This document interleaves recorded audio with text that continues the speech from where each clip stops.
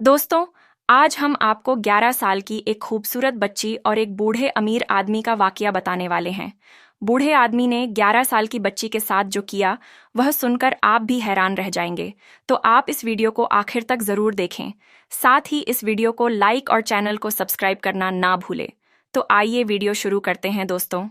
यह कहानी निशा नाम की लड़की की है, जिसकी उम्र इस वक्त तकरीबन 28 साल की है। लेकिन यह कहानी तब की है जब निशा 11 साल की खूबसूरत बच्ची हुआ करती थी। निशा कहती है, मैं वह रात कैसे भूल सकती हूँ जब शाम के 6 बजे से लेकर 10 बजे तक अब्बा के चेहरे पर खौफ और बेचैनी थी। उस खौफ को देखते हुए मैं समझ गई थी कि आज जरूर घर में कुछ बुरा होने वाला है। अब्बा बार बार दरवाजे को कुंडी लगाते और कभी अपने आप को देखते ऐसे लगता था जैसे अब्बा अपनी ताकत को आजमा रहे हैं, जैसे अब्बा जानते हैं कि कुछ बहुत बुरा होने वाला है। तभी मैंने देखा, हमारे घर के दरवाजे पर हल्की सी दस्तक हुई। अब्बा चीख कर अम्मा से बोले, इसे अंदर ले जाओ और कपड़ों वाली पेटी में छुपा दो। यह कहकर अब्बा ने मुझे अम्मा की तरफ उछाल दिया।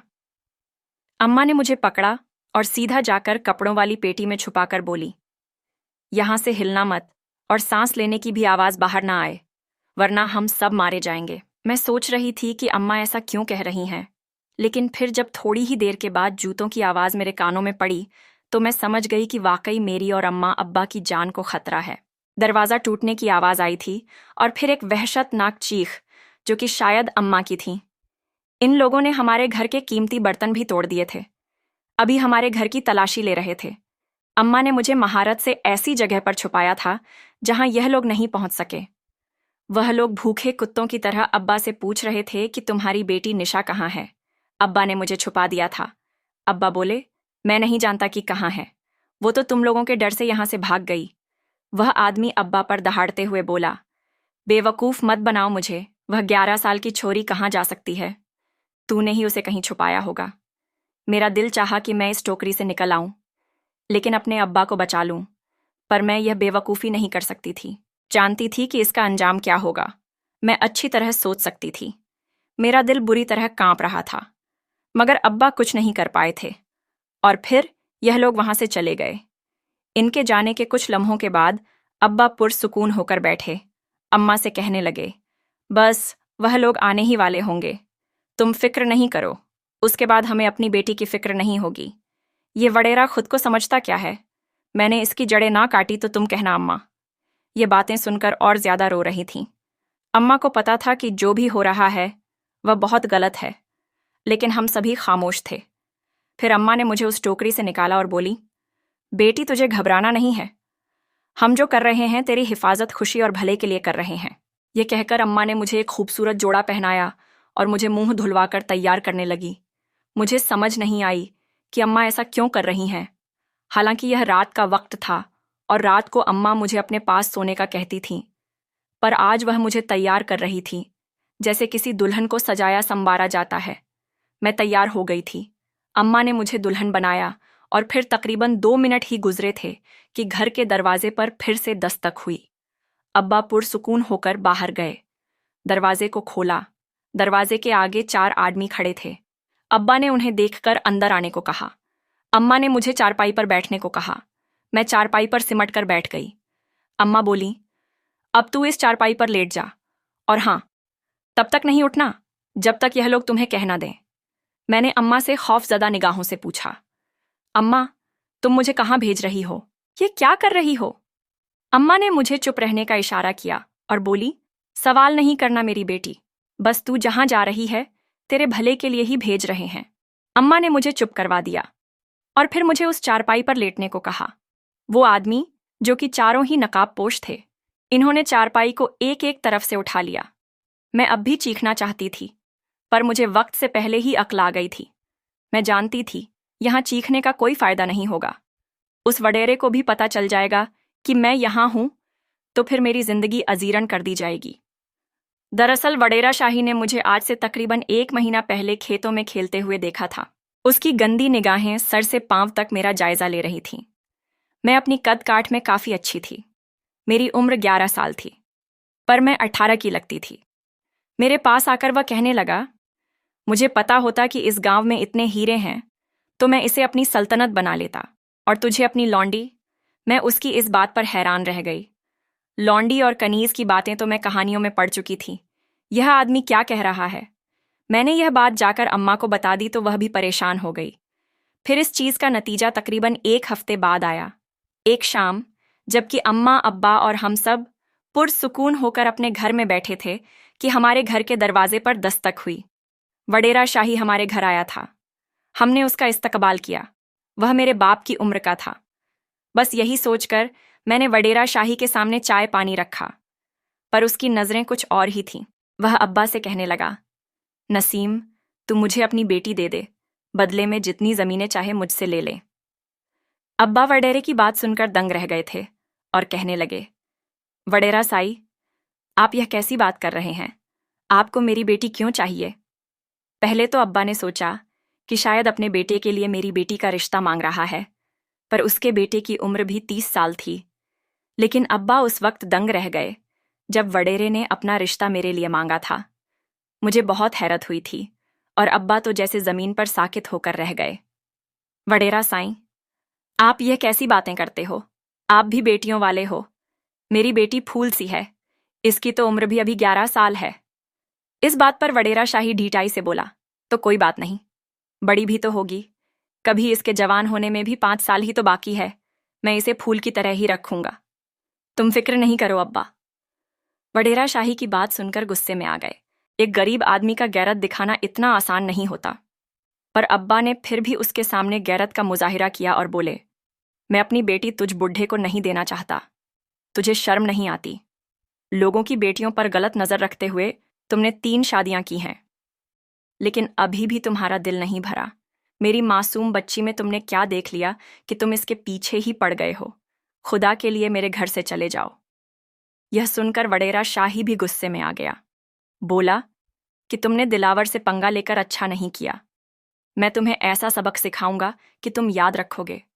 पहले मैं तुम्हारी बेटी इज्जत से मांग रहा था, पर अब मैं इसे जबरदस्ती लेकर जाऊंगा। यह सुनकर अब्बा को बहुत ज्यादा बुरा लगा था और अब्बा डर भी गए थे।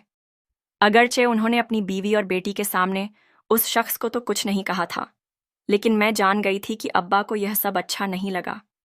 अब्बा डर भी गए थे और अम्मा को भी मोहतात रहने का कह रहे थे। उसके बाद तकरीबन 1 महीना हमें वडेरा शाही धमकियां देता रहा, कहता रहा कि अपनी बेटी मुझे दे दो, वरना अच्छा नहीं होगा। अब्बा हर बार इनकार करते रहे, पर अब अब्बा गहरी सोच में गुम रहते। 2-2 दिन गांव से बाहर ना जाते और न किसी से मिलते जुलते थे। यह बात मेरी समझ में नहीं आती थी। रात को अब्बा जब भी हमारे घर आते, अम्मा को हमेशा उम्मीद दिलाते और कहते कि वडेरे की मोहलत खत्म होने से पहले ही मैं कुछ ऐसा करूंगा कि हमारी बेटी हमेशा के लिए महफूज हो जाएगी। पर मैं नहीं जानती थी कि अब्बा मेरे लिए क्या करने वाले हैं। तभी एक रात यह वाकया हो गया और फिर मुझे वह नकाब पोश आकर चारपाई पर उठाकर मेरे घर से ले गए। मैं खामोश थी, जानती थी कि अब्बा मेरे लिए कुछ गलत नहीं सोच सकते। माँ बाप हमेशा औलाद की भलाई ही सोचते हैं। वह कभी भी ऐसा नहीं करते कि अपने फायदे की खातिर अपनी औलाद को नुकसान पहुंचा दे। बस मैं इसी बात पर मुतमिन थी, पर वह आदमी मुझे उल्टे सीधे रास्ते से घुमाते, ना जाने कहाँ लेकर जा रहे थे। मेरा नाजुक सा वजूद चारपाई पर झटके खा रहा था, क्योंकि पत्थरीले रास्तों से गुजरते हुए चारपाई को भी झटके लग रहे थे। मैं सोच रही थी कि आखिर अब्बा ने मुझे इन लोगों के साथ भरोसा करके इतनी दूर कहाँ भेजा है। तभी यह लोग एक दूसरे से बातें करते हुए कहने लगे कि हम बहुत थक गए हैं, ऐसा करते हैं, यहाँ थोड़ी देर आराम कर लेते हैं, थोड़ा ताज़ा दम होकर चलेंगे। उनमें से एक आदमी चिंघाड़ कर बाकी 3 पर चीखते हुए बोला, तुम होश में तो हो? हमने बड़े साहब की अमानत उठा रखी है, कैसे हम यहाँ बैठ सकते हैं? इसे कुछ हो गया तो कुछ नहीं होगा। अरे मुन्नी, तुम परेशान ना होना, 2 आदमियों ने चारपाई को नीचे जमीन पर रखते हुए कहा था। मैं नहीं समझी थी कि यह लोग मुझे इतनी मोहब्बत और एहतराम से क्यों लेकर जा रहे हैं। क्या वाकई अब्बा ने मेरे लिए कुछ अच्छा सोचा होगा? यह सोचे मेरे जहन में मुसलसल गर्दिश कर रही थी। इन लोगों ने दरिया के किनारे चारपाई रखी, मैं भी उठकर बैठ गई थी। अब मुझे यह सब बिल्कुल भी बुरे या फिर गैर महफूज नहीं लग रहे थे। है मेरे अब्बा ने मुझे इनके साथ भेजा था, कोई तो इसमें हिकमत होगी। उन आदमी में से 2 नकाब पोश मेरे साथ रुके और बाकी दरिया पर चले गए। शायद यह लोग हाथ मुंह धोने गए थे, फिर मैंने देखा यह लोग दरिया के किनारे मौजूद रेत पर नमाज पढ़ रहे थे। मुझे पक्का यकीन हो गया कि नमाज पढ़ने वाले लोग बुरे नहीं हो सकते। पर मैं क्या जानती थी मेरी जिंदगी में आगे क्या लिखा है, कितना दर्द लिखा है। थोड़ी देर के बाद ये लोग आए और कहने लगे कि अगर तुम यहाँ पर परेशान नहीं हो रही तो हम एक मछली पकड़कर उसका शिकार करके उसे पकाते हैं। तुम खाओगी? मैंने नफ़ी में सर हिला दिया। अगरचे यह लोग मेरे साथ बहुत अच्छे थे, पर फिर भी मैं किसी किस्म का खतरा मोल नहीं लेना चाहती थी। मैंने नफ़ी में सर हिला दिया। दूसरे आदमी ने पहले को इशारा किया और बोला, देखा, वैसे तो इस खानदान की इतनी तारीफें नहीं होती। ये लोग बहुत खुददार हैं। मैंने इनकी बातें नहीं समझी थीं। बहरहाल तकरीबन 10 मिनट के बाद वह चारपाई दोबारा चल पड़ी। मैं भी पहले की तरह आराम से लेट गई। तब तो मुझे आदत हो गई थी। मैं भी लेट गई थी। यह लोग दरिया का पुल पार करने लगे तो मेरा दिल जोर जोर से धड़कने लगा था। मैंने चारपाई को भींचकर पकड़ रखा था। लगता था जैसे मैं अभी यहां से नीचे गिर जाऊंगी। दरिया पार करके जैसे ही यह लोग दूसरे सब्जाजार पर आए, मैंने पीछे मुड़कर देखा। मेरा गांव बहुत दूर रह गया था। चांदनी की तेज रोशनी में गांव सारा नजर आ रहा था। मेरी आंखों से बेइख्तियार आंसू गिरने लगे। अंधेरी रात में मुझे बहुत डर भी लग रहा था और अम्मा अब्बा की नरम आगोश याद आ रही थी। दरियाई रास्तों, पहाड़ों से गुजरती हुई मैं जिस जगह पहुंची थी वह बहुत ही अलग और पुरसुकून सी थी।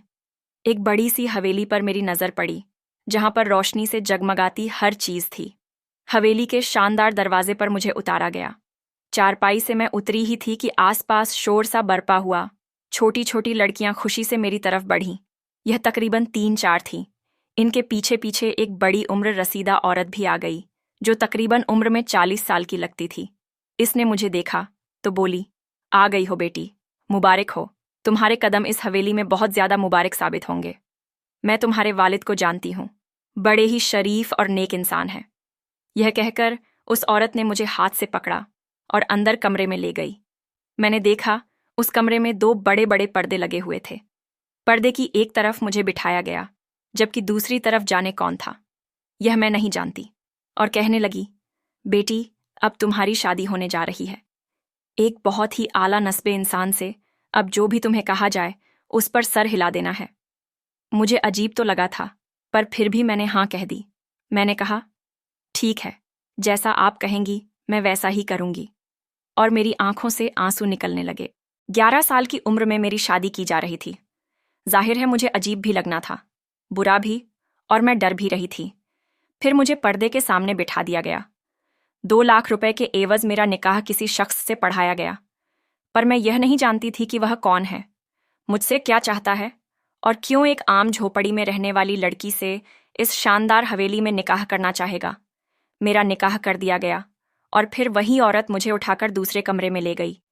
यहाँ एक शानदार रेशमी बिस्तर बिछा हुआ था। बोली कि तुम इस पर सो जाओ, हम सुबह बात करेंगे। अभी रात बहुत ज्यादा हो गई है, अगर कोई तमाशा होगा तो देखा जाएगा। मैं उस कमरे में जाकर बैठी ही थी कि शोर शराबा हवेली के दरवाजे पर होने लगा और फिर धमाकेदार आवाजें आने लगीं। लगता था जैसे 2 लोगों की लड़ाई हो रही हो। वह औरत दरवाजा बंद करके दोबारा मेरे पास आकर बैठी और बोली, बेटी, तुम बिल्कुल भी फिक्र नहीं करो, ये बाहर मर्दों का काम है, वह देख लेंगे। वह औरत मुझे समझा रही थी और मैं खुद को अभी तक गैर महफूज तसव्वुर कर रही थी। पर अब तुम एक बड़े इंसान के निकाह में आ चुकी हो, जो कि आला नसब से ताल्लुक रखता है बेटी। यह कहकर उस औरत ने मुझे प्यार किया और कहा, अब तुम सो जाओ, मैं तुम्हारे साथ ही हूं, कुछ हुआ तो तुमको बता दूंगी। मैंने कहा, ठीक है। मैं सो गई। सुबह उठी तो वह औरत वहां पर मेरे साथ ही लेटी हुई थी। कहने लगी कि चलो, तुम्हारे अब्बा तुमसे मिलने आए हैं, वह तुमसे मिलेंगे तो उनको अच्छा लगेगा, पर तुम्हें कुछ बताना भी चाहते हैं। मैंने कहा, ठीक है। मैं बहुत खुश हो गई कि अब्बा मुझसे इतनी दूर से मिलने आए हैं। मैं उन्हें कब से याद कर रही थी। मैं बाहर गई। अब्बा बड़े से कमरे में बैठे हुए थे। उनका सर झुका था, पर वो बहुत बहुत मुतमिन थे। मुझे देखते ही बोले, आ गई मेरी प्यारी बेटी। मैं जानता हूं कि मैंने तुम्हें बताए बगैर इतना बड़ा फैसला कर लिया, पर इतना तो मालूम है, मुझे मान है मुझे अपनी बेटी पर कि मेरी बच्ची मुझे शर्मिंदा नहीं करेगी। तुमने मेरा सर फख्र से बुलंद कर दिया। बेटी, जो मैंने कहा था वैसा ही हुआ। तुमने इन लोगों के सामने बदतमीजी ना करके मेरे लिए बहुत बड़ी आसानी कर दी। बेटा, मुझे तुमसे इतनी सी उम्र में इतनी तवक्को नहीं थी कि तुम मेरी तरबियत का इतना मान रखोगी। मैं अब्बा के पास बैठी थी। अब्बा मुझे प्यार किए जा रहे थे। कभी मेरे सर पर दिलासा देते तो कभी खुश होकर मुझे गले लगा लेते। मैंने कहा, अब्बा ये कौन है जिनके साथ मेरी शादी हुई है? अब्बा बोले, तुम जैसी बेटी कम लोगों ही को मिलती है जिसे यह भी नहीं पता कि उसकी शादी हुई किससे है। अब्बा बोले कि बस बेटा, तुम्हारी शादी जिससे हुई है उसका नाम आज़म है और वो वाकई एक अजीम इंसान है, तुम्हें बहुत ज़्यादा खुश रखेगा। अब्बा कहने लगे कि अभी मुझे वापस जाना होगा। वडेरा जो तुम्हारी तलब कर रहा था इस वक्त बहुत गुस्से में है। उसे लगता है कि मैंने तुम्हें कहीं छुपा रखा है। घर में आकर उसने पूरे घर की तलाशी ली है। तुम्हारी माँ को भी बहुत बातें सुना रहा था। कह रहा था कि तुम जहां भी होगी वो तुम्हें धरती से खोद कर निकालेगा। पर अब ऐसा नहीं हो सकता। वडेरे की तबीयत आज़म खान ने साफ कर दी है। अब वह चाहकर भी उसे कुछ नहीं कह सकता। आज़म खान के लिए तुम जिंदगी मौत का मसला हो, क्योंकि तुम उसकी इज्जत बन चुकी हो। आज़म खान कौन है अब्बा? मैंने पूछा। बेटा, तुम फिक्र नहीं करो। जब तुम अपने शौहर को देखोगी तो तुम्हें मेरा फैसला बुरा नहीं लगेगा। अब इतना बड़ा वडेरा जाहिर है कोई बूढ़ा ही होगा। मैंने दिल में सोचा। मेरा दिल बुझ गया। आंखों से आंसू निकलने लगे। जानती हूं अब्बा, तुमने भी शायद मुझे अपने फायदे के लिए बेच दिया है। मैंने दिल में तो यही कहा, पर मैं बाहर से खामोश रही। किसी किस्म के दुख का इजहार नहीं किया। अब्बा को परेशान नहीं करना चाहती थी। अब्बा हवेली से चले गए थे। वह औरत दोबारा मेरे पास आई और बोली, तुम जाकर गुसल खाने, मैं नहा लो, तैयार हो जाओ, मैंने तुम्हें उरूसी जोड़े पहनाना है। औरत की ही बात सुनकर मैं जाकर नहा धोकर तैयार हो गई। उसने मुझे सुर्ख रंग का जोड़ा पहना दिया और बोली, आज तुम्हारा शौहर तुमसे मिलने आएगा, सो तुम्हें तैयार रहना है। मैं भी खुश हो गई। जिससे मेरी शादी हुई थी वह मुझे देख तो ले। मैंने अपने आप को खूब सजा संवार लिया था, पर मैं थी तो बच्ची ही मुझ में। वक्त से पहले अक्ल आ चुकी थी। मैं तैयार थी, तभी पर्दा खुला।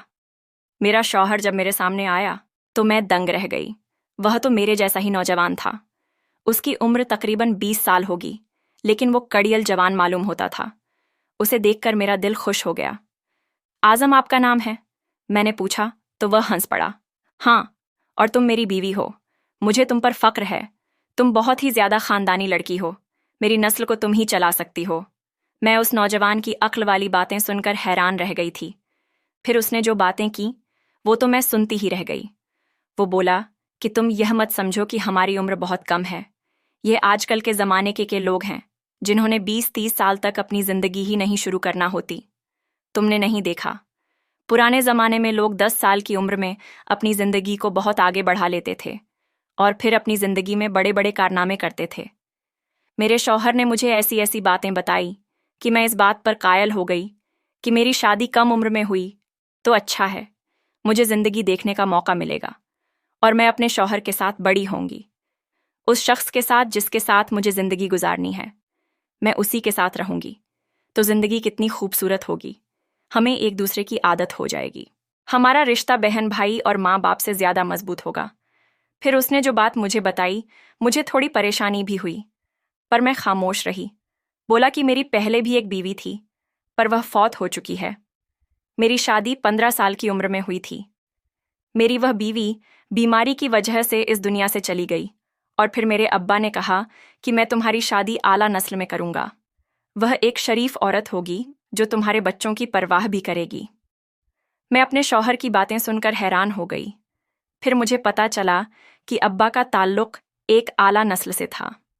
अब्बा के खानदान की पहले भी बहुत कदर थी, पर अब्बा ने अपनी मर्जी की शादी करके खुद को कहीं और गुम कर लिया था। तभी यह लोग उनसे नाराज हो गए, पर मेरी माँ भी आला नस्ल ही की थी। मसला सिर्फ दुश्मनी का था, जिस वजह से मेरे अब्बा को इन लोगों ने नाराज होकर अपने से अलग कर दिया था। पर जाहिर है यह लोग कैसे बर्दाश्त करते कि इनका खून वेडेरे के हाथों का खिलौना बने। तभी नवाब साहिब ने उसी वक्त मेरी शादी का ऐलान करके मुझे तबाही से बचा लिया। आज 28 साल की उम्र में मुझे लगता है मैंने जैसे वक्त से पहले ही जिंदगी जी ली। मुझे अपने और अपने अब्बा के फैसले पर कोई मलाल नहीं, कोई पछतावा नहीं, और मैं हंसी खुशी अपनी जिंदगी गुजार रही हूँ। आज मैं 2 बच्चों की माँ हूँ और आज़म मेरा बहुत ख्याल रखता है, मुझे दिलो जान से ज़्यादा चाहता है। तो दोस्तों, यह थी आज की प्यारी सी कहानी। आपको यह कहानी कैसी लगी? कमेंट बॉक्स में ज़रूर बताइएगा। साथ ही इस वीडियो को लाइक और चैनल को सब्सक्राइब ज़रूर कर दें। मिलते हैं किसी और वीडियो में। शुक्रिया। अल्लाह हाफिज़।